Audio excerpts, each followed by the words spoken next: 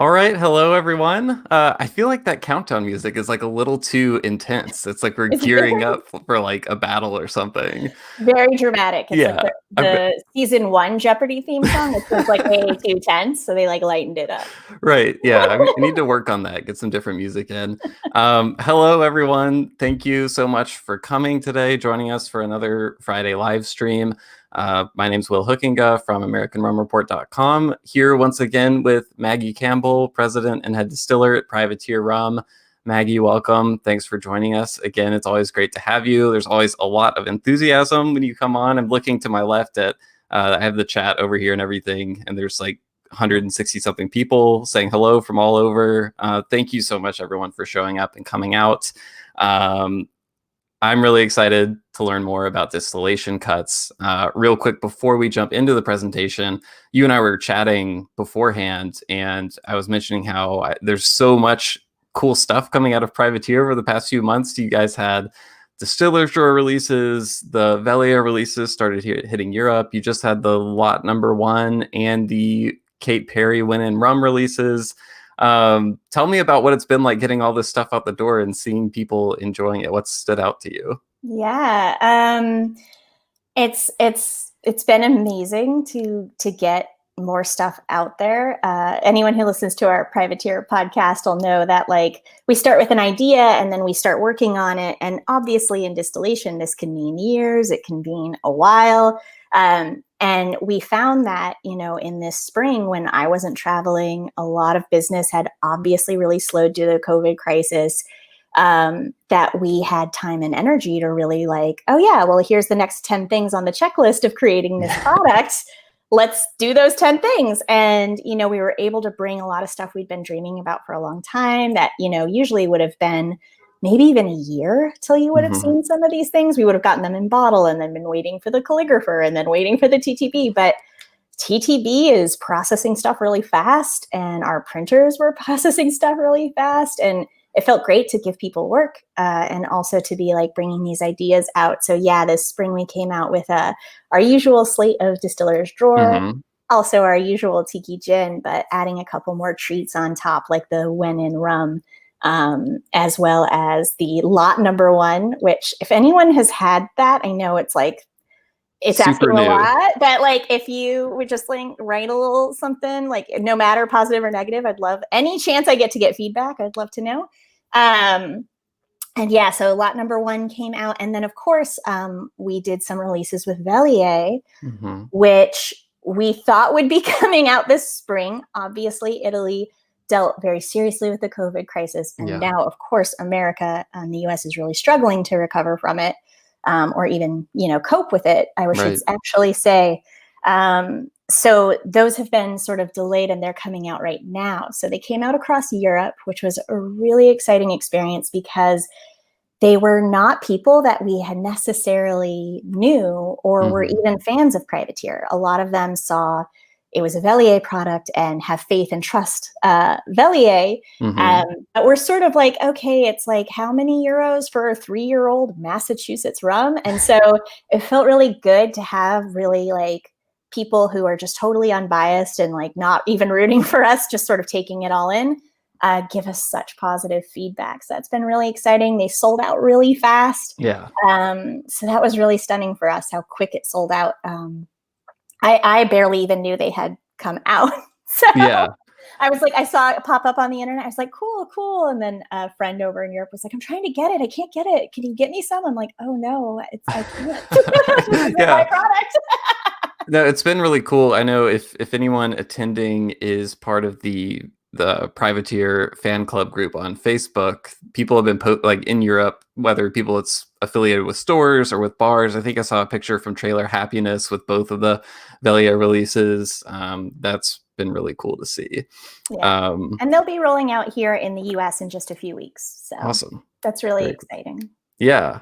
Well, before we get started, just want to remind everyone, I know I see some familiar faces, but if you have a question at any point during the presentation, you'll see in like the middle bottom part of your screen, there's a button that says ask a question. Enter your question in there. I'm going to be keeping an eye on those and sprinkling in relevant questions as they come up. And if we have some time extra time at the end, we may or may not. We'll get to more. But also in the past, Maggie has done like follow-up answers to questions on Instagram afterwards. So if you have a question, put it in there. It'll probably get answered in some capacity.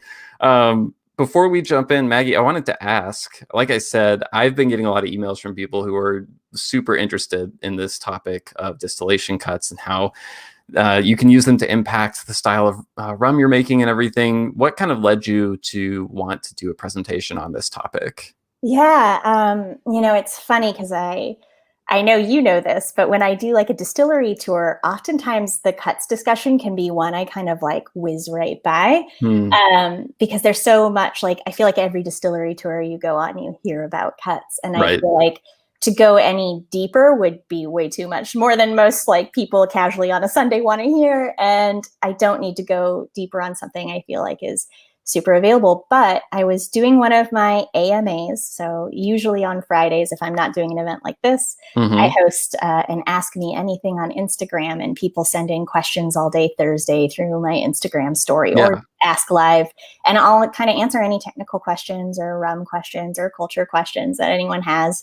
And that's kind of like a nice formal way to give my time. People send emails and ask questions, and I'm like, here's where you can totally ask me anything this unit of time, which helps my sanity. It's a really nice way also. Like for me, it's kind of like late in the day, at the end of the week, like I'm kind of winding down anyway. It's fun to be able to just like feel like you're hanging out with rum people talking about rum at the end of the day. Right. So I appreciate that you do those. Oh, thanks.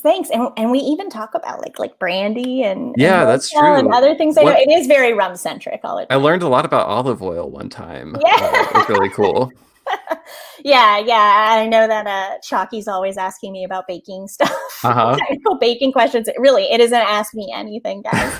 But someone asked me about a seminar I did on here, Terroir of the Cellar, and like, how do I decide to make my cuts based on that? And we got into a really long technical discussion about climate and humidity and weather and style and how long are you going to age it, and like all the choices that you can consider if you want to elevate your cuts above just sort of the standard broad generalization of like either by volume or by taste. Like there's a lot of things you can harness in that space that can like make a really nice impact on your spirit. And I think we at Privateer often get asked a lot about like, how does your rum taste good at 3 years, at 4 years, even at 5 years? And, for us, a lot of that is we distill it and structure it to taste good at that point.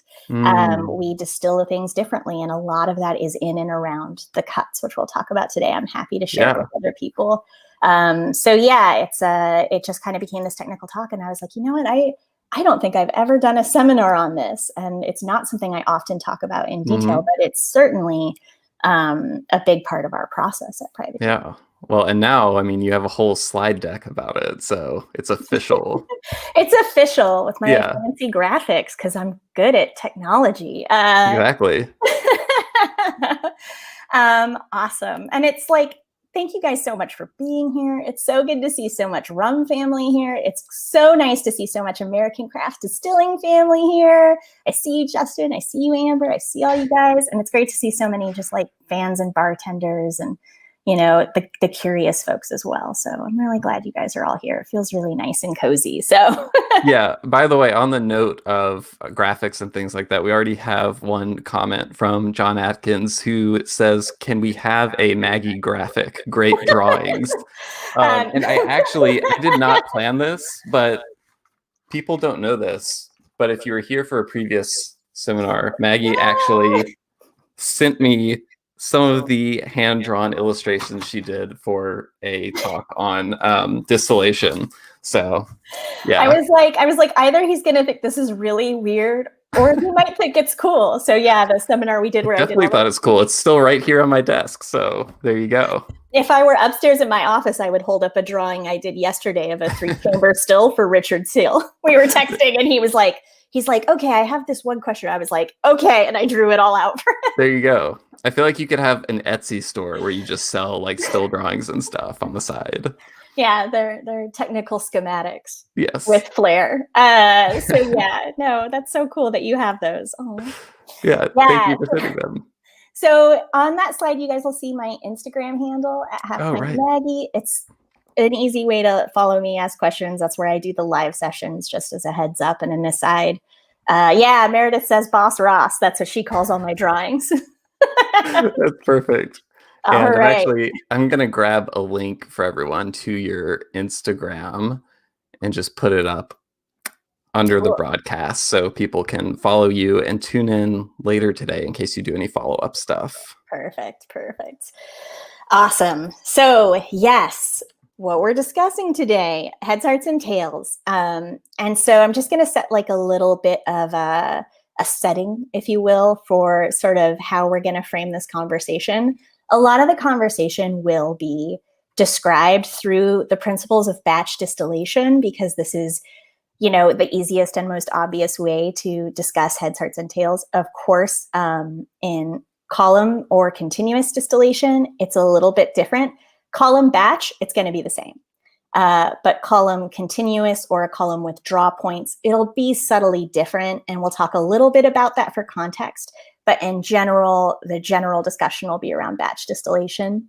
And a lot of the concepts we're going to discuss, as we would in chemistry or in a class, we're going to discuss it sort of with this assumption of a perfect solution in a perfect environment. Of course, we're not in a perfect solution and we're not in a perfect environment. So it's sort of the most fascinating thing for me about distillation is our atmosphere is not perfect for distilling. So that's why you can never distill to 100% ABV. You can't get perfect separation.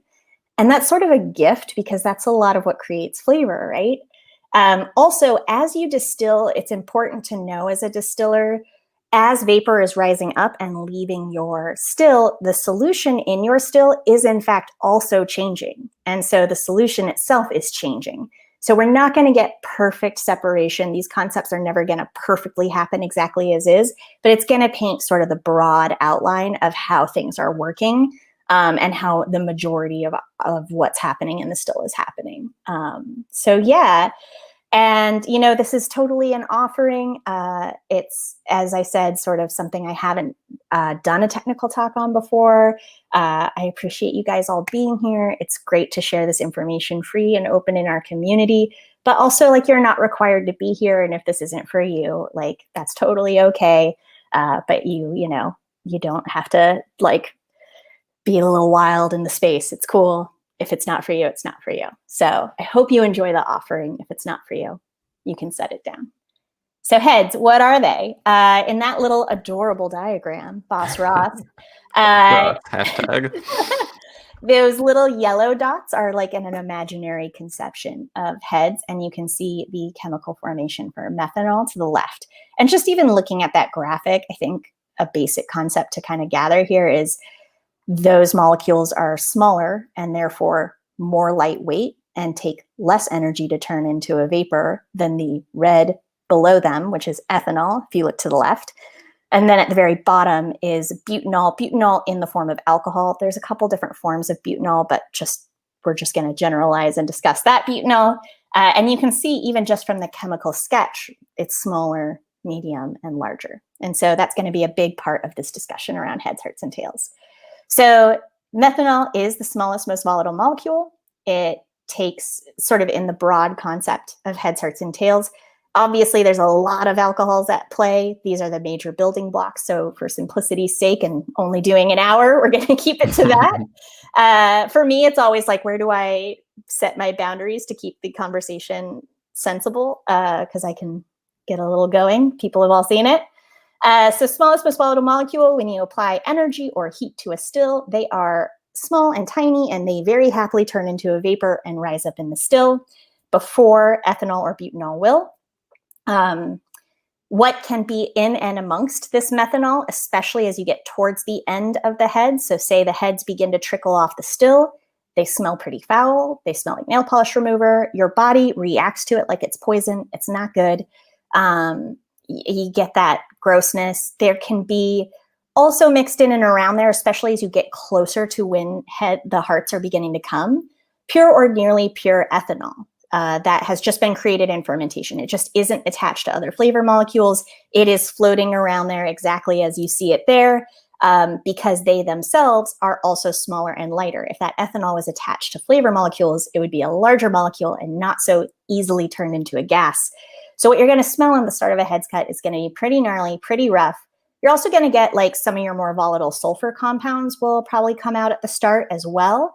Any sort of, if you got a certain type of bacterial conversion that created any sort of volatile acetic notes, like vinegary notes, which can be really common in certain styles of rum. Some of those will blow off right away out the top here. They're very volatile. That's why your rum doesn't smell like vinegar, but the fermentation might.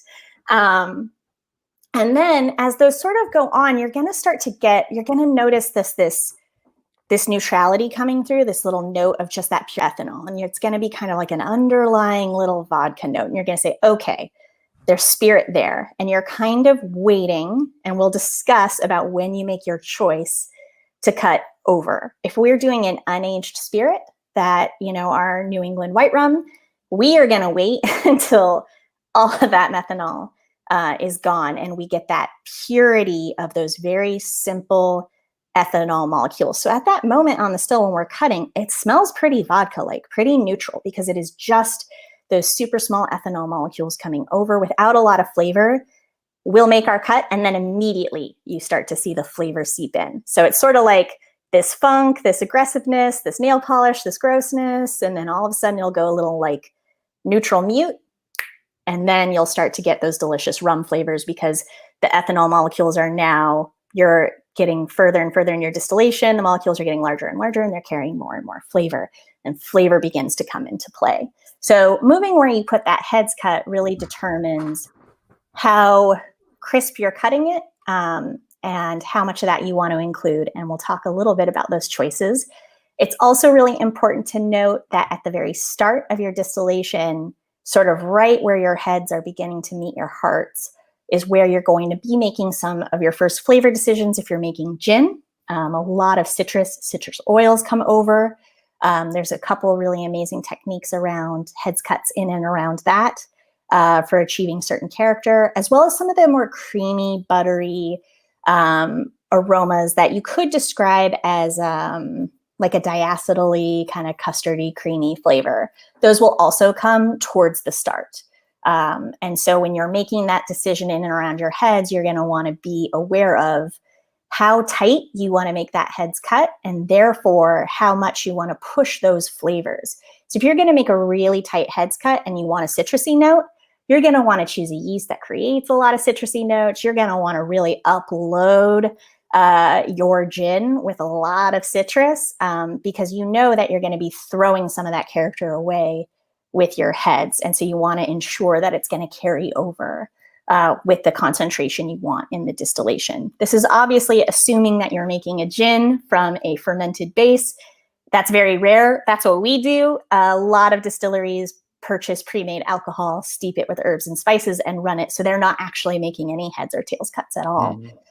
So that would be only applicable to someone who's using a fermented base and actually making these cuts in and around the spirit. So you want to be aware of how much do you want to push those flavors and aromas to be ensure you can still encapsulate them no matter how big your heads cut is.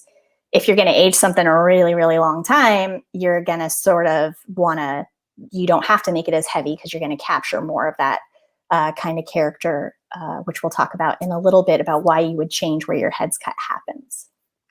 I have what might be a silly question, but when distillers talk about making cuts, what is like the physical action that you take in order to make a cut? This is a really great question.